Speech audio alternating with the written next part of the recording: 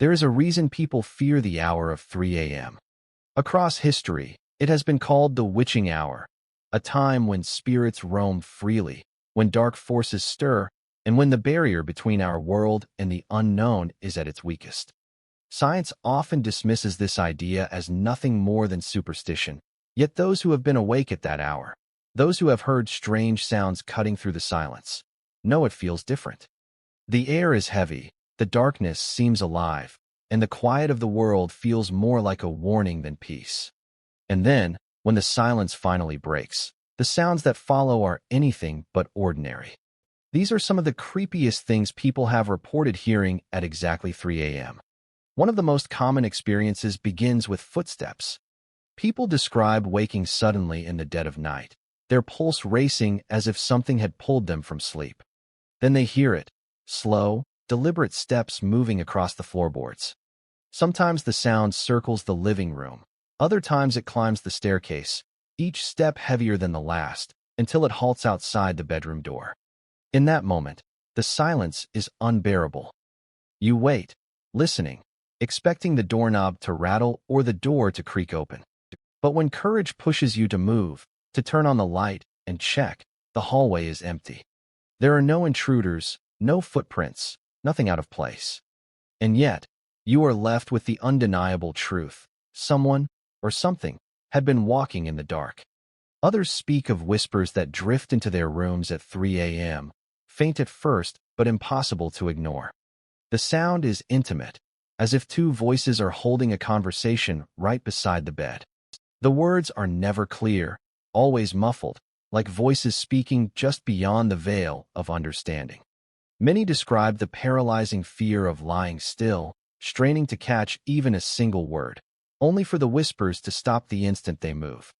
It is as though the unseen speakers know they have been noticed. The silence that follows is suffocating, leaving behind the chilling question of whether it was just a dream or a visitation. Perhaps even more disturbing are the stories of people hearing their names being called at this unholy hour.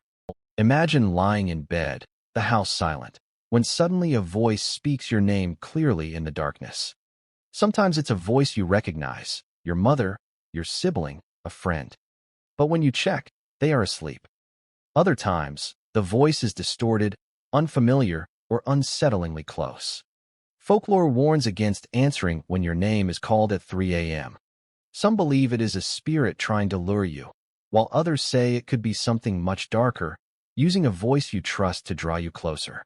The fear is not only in the sound itself, but in the realization that something invisible knows who you are. More terrifying still are the accounts of people woken by knocks in the night. Always 3 knocks. 3 sharp, deliberate bangs against the wall, the ceiling, or the door. Paranormal experts often interpret this as a sinister sign, claiming the 3 knocks mock the Holy Trinity, a way for dark forces to announce themselves. Those who have heard it describe the sound as intentional, never random, as though something was trying to gain attention.